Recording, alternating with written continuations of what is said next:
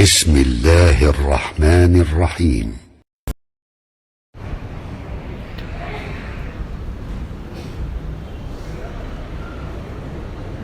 السلام علیکم ورحمۃ اللہ وبرکاتہ۔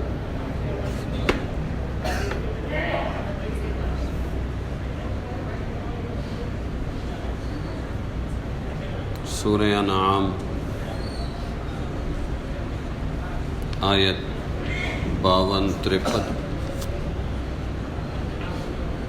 54-55۔ اعوذ باللہ من الشیطان الرجیم، بسم اللہ الرحمن الرحیم۔ ولا تطرد الذین يدعون ربهم بالغداة والعشی یریدون وجهه ما عليك من حسابهم من شيء وما من حسابك عليهم من شيء فتطردهم فتكون من الظالمين وكذلك فتنا بعضهم ببعض ليقولوا أهؤلاء من الله عليهم من بيننا أليس الله بأعلم بالشاكرين وَإِذَا جَاءَكَ الَّذِينَ يُؤْمِنُونَ بِآيَاتِنَا فَقُلْ سَلَامٌ عَلَيْكُمْ كَتَبَ رَبُّكُمْ عَلَى نَفْسِهِ الرَّحْمَةَ أَنَّهُ مَنْ عَمِلَ مِنكُمْ بِجَهَالَةٍ ثُمَّ تَابَ مِنْ بَعْدِهِ وَأَصْلَحَ فَأَنَّهُ غَفُورٌ رَحِيمٌ وَكَذَلِكَ نُفَصِّلُ الْآيَاتِ وَلِتَسْتَبِينَ السَّبِيلُ الْمُجْرِمِينَ۔ اور مت دور کیجئے ان لوگوں کو جو پکارتے ہیں اپنے رب کو صبح و شام، چاہتے ہیں اس کی رضا، اللہ کی رضا۔ آپ پر نہیں ہے ان کے حساب میں سے کچھ اور نہ آپ کے حساب میں سے ہے ان پر کچھ، کیا آپ ان کو دور کرنے لگے؟ پس ہو جائیں گے آپ بے انصافوں میں سے۔ اور اسی طرح ہم نے آزمایا ہے بعض لوگوں کو بعضوں سے، تاکہ کہیں کیا یہی لوگ ہیں جن پر اللہ نے فضل کیا؟ ہم سب میں کیا نہیں ہے اللہ خوب جاننے والا، شکر کرنے والوں کو؟ اور جب آئیں آپ کے پاس ہماری آیتوں کے ماننے والے تو فرما دیجئے کہ سلام ہے تم پر، لکھ لیا ہے تمہارے رب نے اپنے اوپر رحمت کو، کہ جو کوئی کرے تم میں سے برائی ناواقفیت سے، یعنی نہ جان کر، پھر اس کے بعد توبہ کر لے اور نیک ہو جائے تو بات یہ ہے کہ وہ ہے بخشنے والا، مہربان۔ اور اسی طرح ہم تفصیل سے بیان کرتے ہیں آیتوں کو تاکہ کھل جائے طریقہ گناہ گاروں کا۔ جن لوگوں نے انسان ہونے کے باوجود انسانیت کو نہیں پہچانا، انسان ہیں لیکن انسانیت کو نہیں پہچانا، بلکہ انسان کو دنیا کے مختلف جانوروں میں سے ایک ہوشیار اور جانور قرار دیا، کہ جس جانور نے تمام جانوروں کو اپنے تابع کر لیا ہے، بس انسان کو یہی سمجھتے ہیں کہ انسان بھی ایک جانور ہے۔ اور اس کا جب جانور مانتے ہیں تو اس کا کام کیا ہے؟ انسان کو کیوں پیدا کیا گیا؟ کہ اچھے سے اچھا کھائے پیے، کمائے، اچھی زندگی گزارے، بس یہ اس کی زندگی کا مقصد سمجھتے ہیں دنیا کے کچھ انسان۔ حالانکہ یہ مقصد نہیں ہے انسان کا مقصد تو اچھے اخلاق والا، اعمال والا ہونا ہے۔ لیکن ان کی اپنی سمجھ ہے، وہ سمجھتے ہیں جیسے دوسرے جانور ویسے انسان ایک جانور، یہ ہوشیار جانور، طاقتور جانور، تمام جانوروں کو قابو میں کر لینے والا جانور۔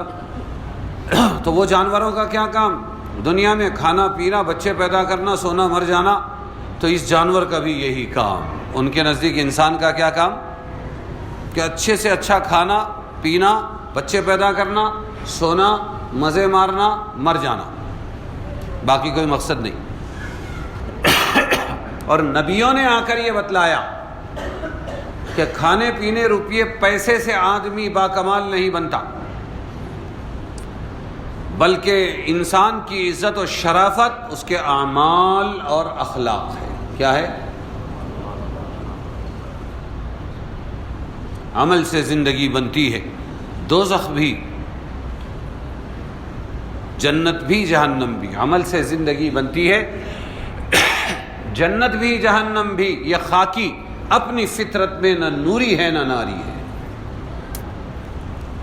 انبیاء نے کیا بتلایا آ کر کہ تمام انسانوں کا پیدائش کا جو مقصد ہے وہ آخرت کی زندگی میں کامیاب ہونا ہے، اس کے لیے دنیا میں اعمال اور اخلاق کو کمانا ہے۔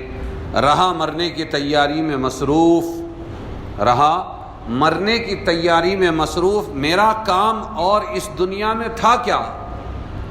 مرنے کی تیاری۔ اور لوگ کیا کہتے ہیں کہ نہیں، اچھے سے اچھا کھاؤ پیو مر جاؤ، بس یہی مقصد ہے انسان کی زندگی کا۔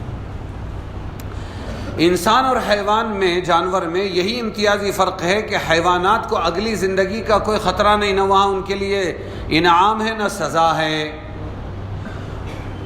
بلکہ یہ مٹی بنا دیے جائیں گے۔ اور انسان کے لیے آخرت میں انعام ہے، اچھے کو اچھا ملے گا، برے کو برا ملے گا۔ دنیا میں جس وقت بھی انبیاء کی ہدایات، تعلیمات، عقیدہ آخرت سے غافل ہوئی یہ دنیا، تو اس کا طبعی نتیجہ یہ سامنے آ گیا کہ عزت، دولت، شرافت، ذلت کا معیار صرف روٹی پیٹ رہ گیا۔ کون عزیز؟ جس کا پیٹ بھرا ہوا ہو۔ کون ذلیل؟ جس کو کھانے کو نہ ملے۔ کیوں؟ نبیوں کی تعلیمات سے یہ دور ہو گئے۔ جو پیٹ اور روٹی میں کامیاب ہے وہ شریف اور معزز کہلاتا ہے، جو اس میں ناکام یا ادھورا ہے وہ غریب، بے عزت، رذیل، ذلیل سمجھا جاتا ہے۔ یہ دنیا کے سوچنے کا نظریہ ہے۔ اس لیے ہر زمانے میں صرف حیات دنیا کی بھول بھلائیوں میں پھنسے ہوئے انسانوں نے مالدار کو معزز، عزت والا، شریف، اور غریب کو فقیر اور بے عزت اور رذیل سمجھا۔ حضرت نوح علیہ السلام جب آئے دنیا میں، یہ آدم ثانی کہلاتے ہیں، یہاں سے شریعت شروع ہوئی، اب تک پیدائش تھی، بس نسل کو بڑھاؤ۔ اور نوح علیہ السلام آئے تو ان کو آدم ثانی کہا جاتا ہے، یہاں سے شریعت شروع ہوئی۔ 1000 سال عمر پائی حضرت نوح نے، اس میں سے 950 سال تک کے دعوت دی، اور اس میں سے 80 جوڑے خالی مسلمان بنے، تو کتنا صبر سے کام لیا ہوگا۔ تو ان کے بڑے بڑے مالدار، کھاتے پیتے پرتکلف لوگ آ کے کہتے تھے ہم آپ کا اتباع کرنا چاہتے ہیں، مسلمان بننا چاہتے ہیں، لیکن یہ جو آپ کے پاس گرے پڑے لوگ بیٹھے رہتے ہیں نا، غریب، یہ ہم کو کھلتے ہیں، اس واسطے ہم نہیں آتے، ان کو ہٹا دو، دور کر دو، تو پھر ہم آئیں گے، مانیں گے، تمہاری بات سنیں گے۔ قالوا انؤمن لك واتبعك الارذلون، ہم آپ پر ایمان لائے حالانکہ ذلیل ترین لوگ آپ کا اتباع کر رہے ہیں، آپ کے ماننے والے فالوورز ہیں۔ تو نوح علیہ السلام نے فرمایا وما علمی بما كانوا يعملون ان حسابهم الا على ربي لو تشعرون، مجھے نہیں معلوم ہے کہ یہ لوگ کیا کرتے تھے، ان کے کیریکٹر کیسے، مجھے سب نہیں معلوم، ان کا حساب میں نے اللہ پر چھوڑ دیا، وہ جانتا ہے، وہ ان کا حساب لے گا اگر تم کو سمجھ ہے۔ پھر یہ بتلایا کہ شریف اور رذیل کے الفاظ تم لوگ استعمال کرتے ہو، یہ شریف ہے، یہ رذیل ہے، یہ الفاظ کون استعمال کرتا ہے؟ تم لوگ استعمال کرتے ہو، اور ان کی حقیقت سے تم واقف بھی نہیں ہو، بس پیسے والے کو شریف اور غریب کو رذیل کہنے لگے، حالانکہ شرافت اور رذالت کا معیار پیسہ نہیں بلکہ اعمال اور اخلاق ہے۔ اس لیے میں ان کو دور نہیں کر سکتا۔ اور یہی وہ لوگ ہیں جنہوں نے اپنی بصیرت و اخلاق صالحہ کی بنا پر ہر زمانے میں انبیاء کی دعوت کو قبول کیا۔ کس نے قبول کیا؟ غریب، بھوکے، کسمہ پرس، یہی لوگ خیر کی طرف سب سے پہلے دوڑتے ہیں، ان کو کوئی چیز روکتی نہیں۔ چودھریوں کو چودراہٹ روکتی ہے، ارے اپنے 100 فالوور ہے، اگر ہم بھی فالو کرنے لگ جائیں تو اپنے بھی ادھر چلے جائیں گے، وہ اس نظریے سے سوچتے ہیں، آج بھی سوچتے ہیں، آج بھی سوچتے ہیں۔ مجاور لوگ ہیں کون کون؟ تو چودھری ہیں، ٹوٹل ملا کر کل چودھری ہیں۔ تو چودھری لوگوں کے لیے نبیوں کا اتباع، حق کو ماننا رکاوٹ کا سبب بن جاتا ہے، ان کی چودراہٹ بنتی ہے، لیکن غریب کو تو کوئی رکاوٹ ہی نہیں ہے، جس نے پکارا اس طرف چل دیے بیچارے۔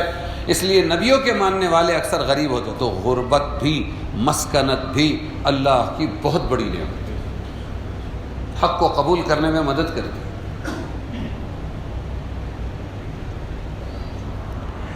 ہرقل کو خط لکھا تھا حضور صلی اللہ علیہ وسلم نے.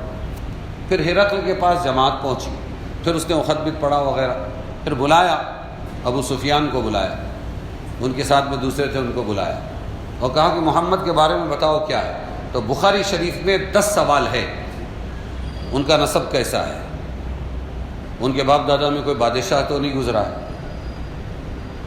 انہوں نے کبھی لائف میں زندگی میں کبھی جھوٹ بولا ہے؟ جواب تھا نہیں. ان کے فالوورز کون ہیں, چودھری لوگ ہیں یا غریب لوگ ہیں؟ کہ غریب لوگ ہیں. تو اس پر وہ 10 سوال کرتا ہے ہرقل, جو رومیوں کا بادشاہ تھا, عیسائی تھا اور کمال کا علم والا تھا, اور 10 سوال کا جواب دیتا ہے وہ, اور جواب دینے کے بعد اب اپنا ووٹ ڈالتا ہے, اپنا ریمارک دیتا ہے. ایک ریمارک یہ ہے کیا کہ ان کے متبعین محمد کے فالوورز کون ہیں؟ کہنے لگے غریب لوگ ہیں, چودھری لوگ نہیں ہیں. اس کا ریمارک ہے ہم اتباع الرسل, یعنی رسولوں کے ابتدائی متبعین یہی لوگ ہوا کرتے ہیں. تاریخ بتا رہی ہے 1,24,000 نبیوں کہ ہمیشہ غریب لوگوں نے نبیوں کا اتباع کیا ہے, چودھری لوگوں کی اکڑ مکڑ نے ان کو محروم کر دیا ہے. یہ ریمارک ہے ہرقل کا. تو حضرت صلی اللہ علیہ وسلم کے عہد مبارک میں پھر یہی سوال کھڑا ہوا. مذکورہ آیت میں اسی کا جواب خاص ہدایت کے ساتھ مذکور ہے. ابن کثیر نے روایت کیا ہے کہ کفار قریش کے چند سردار عتبہ, شیبہ ابن ربیعہ, متعب ابن عدی, حارث ابن نوفل, یہ لوگ آئے اور یہ چودھری لوگ تھے حضور صلی اللہ علیہ وسلم کے چچا ابو طالب کے پاس, اور وہ ہمیشہ حمایت میں رہتے تھے اور کہا کہ آپ کے بھتیجے محمد کی بات سننے اور ماننے سے ہمارے لیے ایک رکاوٹ ہے, اور وہ یہ ہے کہ ان کے ارد گرد ہمیشہ ہر وقت وہ لوگ رہتے یا تو ہمارے غلام تھے کسی زمانے میں ہم نے ان کو آزاد کر دیا, یا وہ لوگ ہیں جو ہمارے ہی رحم و کرم پر زندگی گزارتے جن کو کھانے پینے کو نہیں. مطلب یہ تھا ان حقیر و ذلیل لوگوں کے ہوتے ہوئے ہم ان کی مجلس میں شریک نہیں ہو سکتے.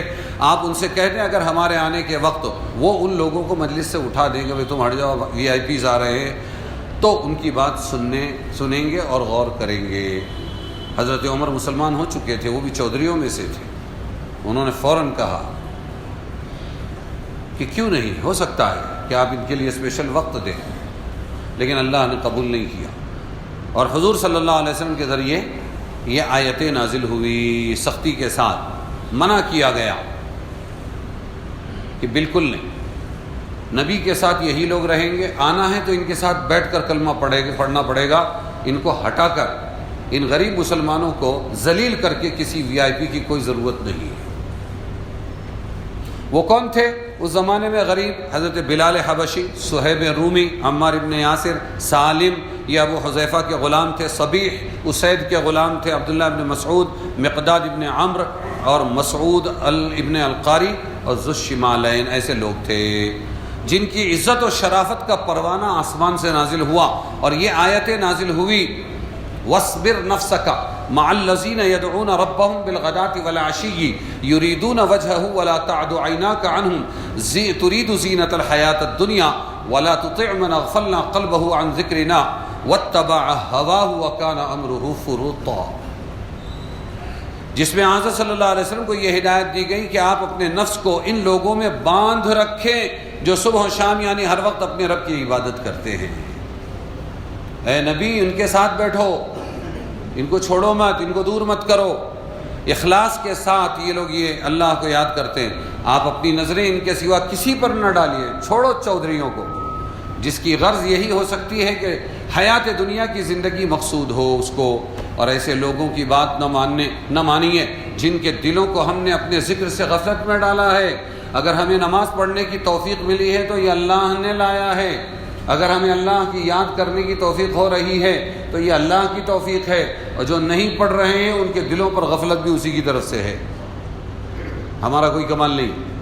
اللہ فرما رہے ہیں کہ یہ ذکر کرتے ان کے پاس بیٹھو, اور وہ جو ذکر سے غافل ہے ایسے لوگوں کی بات نہ مانیے جن کے دلوں کو ہم نے اپنے ذکر سے غفلت میں ڈال دیا ہے, اور جو اپنی نفسانی خواہشات کے پیرو ہو گئے, اور جن کا کام ہی حدود سے نکل جانا ہے. اس آیت میں غریب لوگوں کی صفت یہ بتلائی کہ وہ صبح و شام اپنے رب کو پکارتے ہیں، یعنی ہر وقت اپنے رب کو پکارتے ہیں، اور اللہ اور یہ بھی فرمایا یریدون وجہہ، اللہ کو راضی کرنے کے لیے پکارتے ہیں، ہاں دکھلاوے کے لیے نہیں۔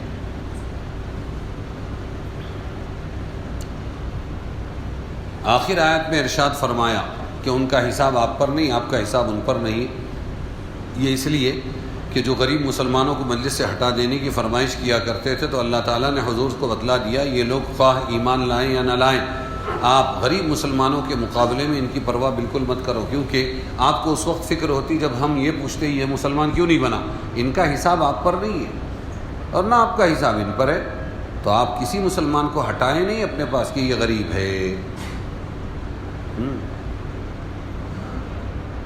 زندگی میں پڑھتے اور پڑھاتے تو بہت ہے، لیکن اسلام پر عمل کرنے والے بہت کم دکھتے ہیں۔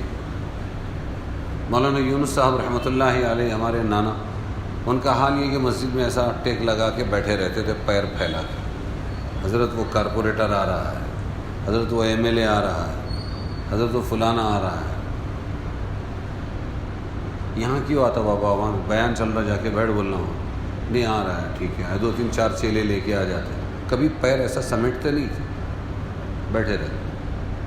اور کوئی سیدھا سادہ دین پر چلنے والا مسلمان، رکشہ ڈرائیور کوئی بھی آ جاوے اور وہ دین پر چلنے والا ہو تو مولانا لپک کے اس کو بلاتے تھے، ارے ادھر آ بیٹھ، اور پھر اس کو چائے پلانا، اس کی عزت کرنا، اکرام کرنا۔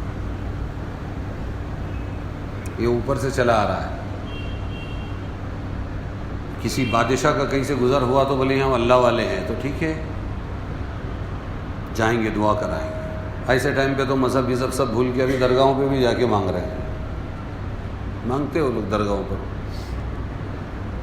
تو کہنے لگے جائیں گے، ارے فلانے صاحب آ رہے ہیں، حضرت پیر پھیلائے بیٹھے تھے، کون اللہ والے تھے مجھے نام یاد نہیں، پیر پھیلائے بیٹھے تھے، مریدین تھے مسجد کے اندر، کہ وہ آ گئے ہیں، آ رہے ہیں، بالکل نزدیک آ گئے آنے۔ جب وہ سامنے آیا بادشاہ مہم پر جانے سے پہلے تو اس نے دیکھا پیر پھیلائے بیٹھے ہوئے ہیں، اس پہ رعب طاری ہوا اور اس نے فوراً کہا اس وقت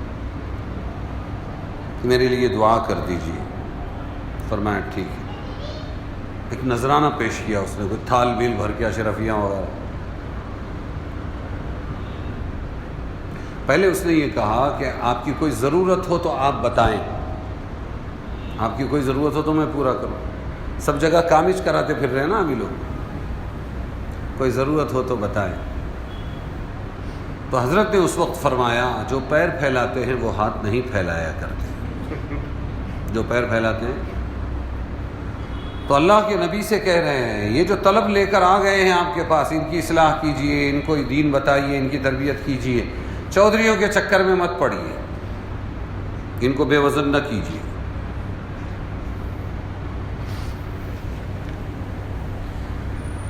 تو اللہ تبارک و تعالی نے پھر غریبوں کو نوازا دین کی وجہ سے، پاسا پلٹ دیا، اور چودھریوں کو بعد میں کلمہ پڑھنے لگایا اللہ تعالیٰ۔ پھر وہ اور زیادہ چڑھنے لگے، الٹا اللہ پر یہ الزام لگانے لگے کہ مستحق اعزاز تو ہم تھے، ہمیں چھوڑ کر ان کو اعزاز کیوں دیا گیا؟ اللہ نے اس کے جواب میں فرمایا الیس اللہ بعالم بالشاکرین، کیا اللہ تعالیٰ کو شاکر لوگ نہیں معلوم، احسان ماننے والے لوگ نہیں معلوم؟ یہ سکھائیں گے اللہ کو، اللہ کو سب معلوم۔ اس سے چند احکامات معلوم ہوئے۔ ایک تو یہ کہ کسی کے پھٹے کپڑے یا ظاہری خستہ حالی دیکھ کر اس کو حقیر اور ذلیل سمجھنا یہ بالکل جائز نہیں ہے۔ بسا اوقات ایسے لباس میں ایسے بھی لوگ ہوتے ہیں جو اللہ کے نزدیک نہایت معزز و مقبول ہیں۔ ایک حدیث پاک کا مفہوم ہے، حضور نے فرمایا بہت سے شکستہ حال، ان کا ظاہر ٹوٹا ہوا، شکستہ حال غبار آلود لوگ ایسے بھی ہوتے ہیں، وہ اللہ کے مقبول ہیں۔ اگر کسی کام کے لیے قسم کھا بیٹھے کہ یہ ہو کر رہے گا تو اللہ تعالیٰ ان کی قسم کو ضرور پورا کرے گا۔ تو ظاہر میں غریب کسی کو دیکھ کر، پھٹا پرانا دیکھ کر حقیر نہیں سمجھنا چاہیے۔ دوسرے سمجھ میں آیا کہ شرافت اور رذالت کا معیار مال نہیں ہے، شرافت اور رذالت کا معیار دنیا کی دولت ثروت کو سمجھنا انسانیت کی توہین ہے۔ اس کا اصلی مدار تو اخلاق اور اعمال صالحہ ہے۔ جو سب سے زیادہ عمل والا ہے وہ سب سے زیادہ اکرمکم عند اللہ اتقاکم، سب سے زیادہ عزت والا وہ تم میں جو اللہ سے زیادہ ڈرنے والا ہے۔ تیسری بات یہ سمجھ میں آئی کہ کوئی بھی قوم کی اصلاح کے لیے جب کھڑا ہو تو وہ مخالف لوگوں کو بھی ایمان کی دعوت دے، لیکن ان لوگوں کا حق مقدم ہے جو اس کی تعلیمات کو اپنا کر اس پر چل رہے ہو۔ دوسروں کی خاطر ان کو مؤخر کرنا، نظر انداز کرنا جائز نہیں۔ مثلا غیر مسلموں کی تبلیغ کے لیے ناواقف مسلمانوں کی تعلیم و اصلاح کو روکے رکھنا، مؤخر کرنا، یہ جائز نہیں ہے۔ مسلمانوں کی بھی اصلاح کرو، غیروں کی بھی فکر کرو۔ چوتھے کہ اللہ تعالیٰ کے انعامات بقدر شکر گزاری کے بڑھتے ہیں، جتنا شکر کرو گے اللہ انعامات بڑھائیں گے۔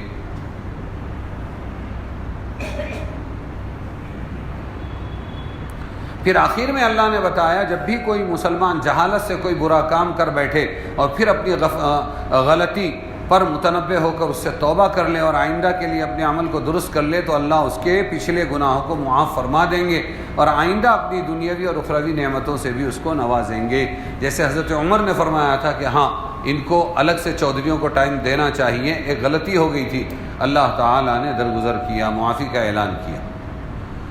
پھر اخیر میں یہ آیت ہے اذا جاءک الذین یؤمنون بآیاتنا فقل سلام علیکم کتب ربکم علی نفسہ الرحمہ، یعنی جب وہ لوگ آپ کے پاس آئیں جو ہماری آیات پر ایمان رکھتے ہیں، آیات سے مراد قرآن کی آیتیں بھی ہیں اور کوئی نشانی بھی ہے، تو کیا کریں آپ؟ ہدایت دی گئی آپ ان کو سلام علیکم کہیں، اس سے مراد السلام علیکم بھی ہے اور اس سے مراد اللہ کی طرف سے تم پر سلامتی ہے، یعنی یہ کہ غلطی ہو گئی، توبہ کر لو، گھبراؤ مت، اللہ نے تمہیں سلام کہا ہے، اللہ کی طرف سے سلامتی، اللہ تعالیٰ پکڑ نہیں کریں گے۔ جیسے اس واقعے میں حضرت عمر نے فرمایا تھا کہ ہاں غریب مسلمانوں کو ہٹاؤ اور یہ چودھریوں کو بٹھاؤ، تو اس پر یہ بتایا گیا، ہو گئی غلطی، ٹھیک ہے، اللہ نے معاف کر دیا۔ آگے اللہ دوسرے جملے میں فرما رہے ہیں کتبہ ربکم علی نفسہ الرحمہ، تمہارے رب نے اپنے آپ پر رحمت لکھ دی ہے۔ یہ مزید احسان و انعام کا وعدہ فرمایا کہ آپ مسلمانوں سے فرما دیں تمہارے رب نے رحمت کرنے کو اپنے ذمے لکھ لیا ہے، اس لیے بہت زیادہ گھبرانے اور ڈرنے کی ضرورت نہیں ہے۔ ایک تو رب، تمہارے رب نے، رب کہتے ہیں کس کو؟ رب بتا رہا ہے اللہ تمہارا پالنے والا ہے، اور ظاہر ہے کہ کوئی پالنے والا اپنے پالے ہوئے کو ضائع نہیں کرتا۔ کوئی پالنے والا اپنے پالے ہوئے کو، ہاں یہ دنیا میں ہے، دنیا میں 100 رحمتیں تھی، 100 رحمتیں اللہ نے پیدا کی، اس میں سے ایک رحمت دنیا میں بانٹی ہے جس سے ماں اپنے بچوں سے محبت کرتی ہے اور پھاڑ کھانے والے جانور بھی اپنی اولاد سے محبت کرتے ہیں، بھائی بہنوں کی محبت ہے، یہ ایک حصہ ہے رحمت کا، 99 رحمت کے حصے اللہ کے پاس ہے۔ تو جب پالنے والا اپنے پالے ہوئے کو ضائع نہیں کرتا دنیا میں، تو پھر اللہ اپنے بندوں کو جن سے بھول ہو جائے، غلطی ہو جائے، کیسے ضائع کرے گا؟ اللہ نے اپنے آپ پر رحمت لکھ دی ہے، یہ بتلایا۔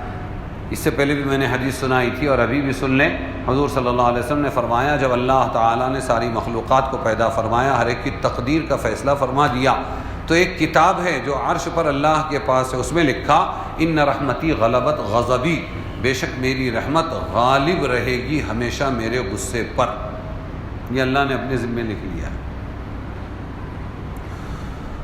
تو اللہ تعالی رحیم ہے، باقی 99 حصے رحمت کے اللہ نے خود اپنے لیے رکھ لیے۔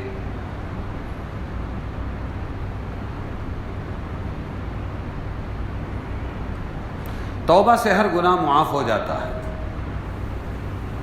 من عمل منکم سوءا بجہالۃ ثم تاب من بعدہ واصلح فانہ غفور الرحیم، یعنی جو آدمی جہالت سے کوئی برا کام کر بیٹھے اس کے بعد وہ توبہ کر لے اور اپنے عمل کو درست کر لے تو اللہ تعالیٰ بہت مغفرت کرنے والے ہیں، اس کے گناہوں کو معاف فرما دیں گے، اور بہت رحمت والے ہیں کہ صرف معافی پر کفایت نہ ہوگی بلکہ اور مزید انعام دیں گے اللہ تبارک و تعالی۔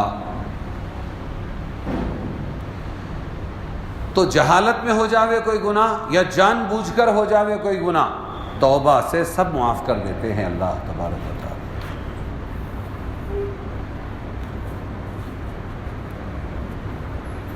اس میں توبہ میں یہ بات ضروری ہے کہ توبہ کریں گے تو اللہ معاف کرے گا، اور توبہ کہتے ہیں پچھلے گناہ پر ندامت سچے دل سے توبہ کرنا، معافی مانگنا، آئندہ نہ کرنے کا عزم کہ اب پھر یہ گناہ نہیں کروں گا، پھر موقع آیا گناہ کا تو رک جائے، باز آ جائے، اس سے ہوتی ہے توبہ مکمل۔ ایک بات خاص یاد رکھنے کی ہے، توبہ اپنی جگہ ہے لیکن حقوق اپنی جگہ ہے۔ حقوق اگر ہے وہ ادا کیے بغیر توبہ مکمل نہیں ہوگی، قبول نہیں ہوگی۔ حقوق اللہ کے بھی ہیں اور حقوق بندوں کے بھی۔ حقوق اللہ کے جیسے نماز، زکوٰۃ، روزہ، حج وغیرہ، یہ فرائض میں کوتاہی کی ہے تو، اور حقوق العباد جیسے کسی کے مال پر ناجائز قبضہ، تصرف کرنا، کسی کی آبرو پر حملہ کرنا، کسی کو گالی گلوچ کرنا یا کسی دوسری صورت سے تکلیف پہنچانا۔ اس لیے تکمیل توبہ کے لیے جس طرح یہ ضروری ہے کہ گزشتہ گناہ پر ندامت کے ساتھ اللہ سے مغفرت طلب کرے، آئندہ اپنے عمل کو درست کرے، اس گناہ کے پاس نہ جائے، اسی طرح یہ بھی ضروری ہے جو نمازیں یا روزے غفلت سے چھوٹ گئے ہیں ان کی قضا کرے۔ ایک طبقہ ہے اس امت میں وہ قضائے عمری کو نہیں مانتا ہے۔ اگر قضائے عمری کو نہیں مانتا ہے کہ عمر میں میری 50 نمازیں قضا ہو گئی، 100 نمازیں قضا ہو گئی، مجھے ہوش ہی آیا 30 سال کے بعد، 40 سال کے بعد، اب میں کیا کروں؟ تو دیکھو توبہ کر کے اگلی نماز تو پڑھ رہے ہیں لیکن پچھلی نمازیں بھی پڑھنا ہے، ان کی قضا کریں۔ جو نمازیں یا روزے غفلت سے ترک ہو گئے ہیں ان کی قضا کرے، جو زکوٰۃ نہیں دی گئی ہے وہ اب ادا کرے، قربانی صدقۃ الفطر کے واجبات میں کوتاہی ہوئی ہے تو ان کو ادا کرے، حج فرض ہونے کے باوجود ادا نہیں کیا تو اب ادا کرے، اور خود نہ کر سکے تو حج بدل کرائے، اور اپنے سامنے حج بدل دوسری قضاؤں کا موقع نہ ملے تو وصیت کرے کہ اس کے وارث اس کے ذمے عائد شدہ واجبات کا فدیہ یا حج بدل کا انتظام کر لیں۔ خلاصہ یہ ہے کہ اصلاح عمل کے لیے صرف آئندہ کا عمل درست کر لینا کافی نہیں ہے، پچھلے فرائض واجبات کو ادا کرنا بھی ضروری ہے۔ اب پورے ادا نہیں، 30 سال کی نماز ادا نہیں کر سکتا ہے تو کیا کرے؟ ارے شروعات تو کرے، اے اللہ میرے ذمے جو سب سے پہلے فجر کی نماز چھوٹی تھی آج میں وہ قضا کرتا ہوں، ایک دن میں 5 نمازیں پڑھ لے، ہر نماز کے ساتھ اپنی نماز پڑھ لے، فرض پڑھ لے، سنت نہیں پڑھنا ہے، نفل نہیں پڑھنا ہے۔ شروع بھی کر دیا اور مر گیا تو اللہ تبارک و تعالی معاف کر دیں گے، اس کو اتنا بڑا ہوا بنانے کی ضرورت نہیں۔ اسی طرح حقوق العباد بھی اگر کسی کا مال ناجائز طور پر لیا ہے تو اس کو واپس کرے، یہ نہیں کہ بھائی آپ نے تو توبہ کر لیا، ابھی کسی کا لینا دینا اپنے ذمہ نہیں ہے۔ کوئی کہے کہ 3 حج کسی نے کر لیا تو آگ پر وہ حرام ہو جاتا ہے، ٹھیک ہے وہ فضیلت ہے، حقوق ادا کرنے کے ساتھ وہ وجہ ابھی تیرا کچھ لینا دینا میرے سے نہیں ہے، کیوں؟ اس لیے کہ اللہ کے رسول نے فرمایا رمضان جسی نے اچھی طرح گزار دیا نا اس کی مغفرت ہو گئی، ارے دینا لینا۔ تو یہ ہے، اسی طرح حقوق العباد میں اگر کسی کا مال ناجائز طور پر لیا ہے تو اس کو واپس کرے یا اس سے معاف کرائے، اور کسی کو ہاتھ یا زبان سے تکلیف پہنچائی ہے تو اس سے معاف کرائے، اور اگر اس سے معاف کرانا اختیار میں نہ ہو، ہاں مثلاً وہ مر جائے یا ایسی جگہ چلا جائے جس کا اس کو پتہ معلوم نہیں ہے، تو اس کی تدبیر یہ ہے کہ اس شخص کے لیے اللہ سے دعائیں مغفرت کرتے رہنے کا التزام کرے، اس سے امید ہے کہ صاحب حق راضی ہو جائے گا اور یہ شخص سبکدوش ہو جائے گا۔ واٹس ایپ والی توبہ کافی نہیں ہے، ادھر سے آیا پوسٹ ادھر پھینک دیا، ادھر سے آیا پوسٹ ادھر پھینک دیا، شب برات میں میرے سے جو بھول چوک ہو گئی اس کو معاف کر دے، یا حقوق ادا کرنا ہے۔ اگر کسی کو تکلیف پہنچائی ہاتھ سے یا زبان سے تو اس سے معاف کرائے، اگر اس سے معاف کرانا اختیار میں نہ ہو، مثلا وہ مر جائے یا ایسی جگہ چلا جائے جس کا پتہ نہیں، اب پیسے بھی دینے کے ہیں تو کرے کیا؟ اس کے نام پر صدقہ کرے اگر رشتہ دار نہیں ہے تو، اور اس کے لیے دعائیں مغفرت کرتے رہے، ہو سکتا ہے اللہ اس کو راضی کر لے۔ تو یہ رسمی بولتے ہیں، اس کو کیا بولتے ہیں؟ چلن والی معافی کافی نہیں ہے، سمجھ میں کچھ جاتا نہیں نا اس میں، پوسٹ بھیجنے میں کیا جاتا ہے، یہ بھیجنے میں کیا جاتا ہے، یہ بھیجنے میں کیا جاتا ہے، 5 فٹ ٹپکتے ہوئے منڈے، وہ بھیجنے میں کیا جاتا ہے، کچھ جاتا ہی نہیں ہے۔ واٹس ایپ کے بارے میں تو ایک نے بہت اچھا لکھا تھا کہ وہ جیسے کمپیوٹر کے بیٹھنے کے وہ کیبنز رہتے ہیں، ایسے کیبن ہے 4، ادھر والا ڈبہ اٹھا کے ادھر ڈال رہا، ادھر والا وہ اٹھا کے ادھر ڈال رہا، ادھر والا وہ اٹھا کے ادھر ڈال رہا، ادھر والا اٹھا کے پھر ادھر ڈال رہا، چین چل رہی ہے۔ ادھر سے آیا ادھر بھیجتے، ادھر سے آیا ادھر بھیجتے، تمہارا کیا لگا اس میں؟ تو بے جان ہے، تو بے جان توبائیں قبول نہیں ہوتی۔ ہاں، ٹیپ ریکارڈ کے اندر قاری صاحب پڑھ رہے، ٹیپ ریکارڈ میں بول رہا ہوں، یہ ریڈیو ڈائریکٹ لائیو نہیں، ٹیپ ریکارڈ کے اندر اگر کوئی قاری صاحب پڑھ رہے ہیں قرات، اور پرانی قراتیں وہ سنا رہے ہیں، اس کے اندر سجدے کی آیت آ گئی، آپ نے سنا تو سجدہ واجب نہیں ہے، کیونکہ وہ بے جان ہے۔ بے جان سجدہ اللہ لاگو نہیں کرتے ہیں، تو بے جان توبہ کیسے کیا ہوگی، قبول کریں گے اللہ؟ اس لیے سچی صحیح معنوں میں توبہ ہونی چاہیے، ٹھیک ہے؟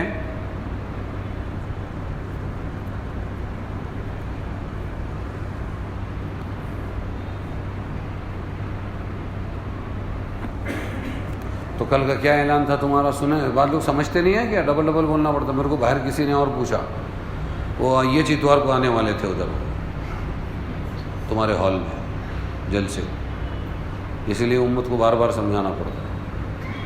تو کب ہے وہ؟ اگلے سنیچر کو تفسیر ہوگی، پھر اس کے بعد اگلے اتوار کو تفسیر نہیں ہوگی، بلکہ مکتب کا جلسہ، اسی مسجد کے مکتب کا جلسہ وہاں ہوگا نئے ہال پر۔ اس کا لوکیشن کیا ہے؟ بسم اللہ ہال، انتی سوسائٹی کے بازو میں، انتی سوسائٹی کے بازو میں وہاں کوئی ہال بنا ہے۔ ہاں، کیا نام؟ نہیں، وہ ہال کا نام کیا؟ ابو حنیفہ، امام اعظم ابو حنیفہ، وہ ہال بنا ہے، وہاں پر مکتب کا جلسہ چلے گا، تو اسی کے اندر تفسیر بھی ہو جائے گی، سب ہو جائے گا، مجھے ہی بلایا ہے اس میں۔ تو یہ اعلان بار بار اس لیے کر رہے ہیں تاکہ آپ لوگ بھی اپنے وہاں مستورات کا پروگرام ہے کہ نہیں، بندوبست ہے کہ نہیں مکتب میں، پوچھ کے یہاں اعلان کر دینا، ٹائم ہے تمہارے پاس ابھی۔ ہاں، تو مستورات پہنچے گی تو بہت اچھا ہے۔ میں نے بولا تو کچھ چائے بھی کچھ ہے کہ نہیں؟ ہم لوگ کاغذی پورہ میں رہتے تھے، وہاں مسجد کے اندر بیان رکھے جنہوں نے 3 دن کے 10 دن کچھ تو بھی رکھے تھے، تو ہمارے پڑوس میں ایک وہ تھی خالہ تھی، کیا اچھا بیان ہوا، بہت اچھا بیان ہوا۔ ارے بولا کیا بیان ہوا، ذرا بولو تو صحیح۔ 2 دن بیان ہو گیا تھا ہمارا رات میں، نہیں بہت اچھا بیان ہوا۔ ارے بھائی ٹاپک کیا تھا، بیان کیا ہوا یہ تو بولو۔ چائے بھی ملی تھی، بہت اچھا بیان ہوا۔ میں بولا ٹھیک ہے، خالی اتنا تو بولو، کیا ہوا نہیں پوچھتا، کون سے ٹاپک پہ بیان ہوا؟ 2 نان قطعی بھی دیے تھے۔ تو جو امت کو یاد رہتا ہے وہ اس کا کچھ بندوبست کرو، ان کو ان کو چائے اور نان قطعی اور شربت اتنا یاد رہے۔ ہو سکتا ہے کوئی ایک بات کان میں پڑ جائے تو اللہ ہدایت دے دے، سمجھ میں آیا؟ تو خیال رکھنا چاہیے۔ کیا بولے؟ ٹائم مغرب سے ہے نا، مغرب سے عشاء، ٹائم لمبا کر دیں گے ہم، ہے نا؟ 250 بچے ہیں، اور مکتب کا ایک راز بتاتا ہوں، ایک بھی بچے نے اگر اسٹیج پہ شو نہیں کیا ختم، وہ ہمارے مکتب کے مولانا لوگوں کی واٹ ٹرسٹیوں کے ساتھ جھگڑے، ہمارا بچہ کیوں نہیں آیا؟ اس لیے مکتب کے مولانا لوگ بھی بہت ہوشیار ہو گئے ابھی، وہ ابھی ریٹیل بند کر دیا انہوں نے، 1-2 ریٹیل رہتے، اکثر ہول سیل۔ چلو ثنا سبحانک اللہم، یہ 25 بچے پڑھیں گے سبحانک اللہم، ہماری جھگڑے، تو وہ 250 لوگوں کو سر دینے کا ہے۔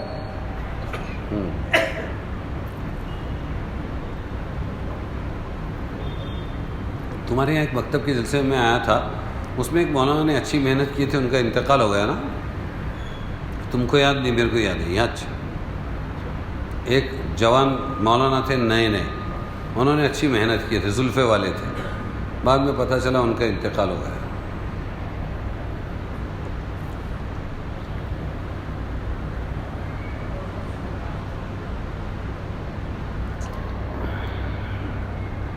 اللہم صلی علی سیدنا مولانا محمد وعلی آل سیدنا مولانا محمد مبارک وسلم۔ اے اللہ ہمارے گناہوں کو معاف فرما، ہمارے خطاؤں سے درگزر فرما، ہم سب کو ہدایت نصیب فرما، ہماری زندگی کا آغاز اچھا کیا، انجام بھی اچھا فرما۔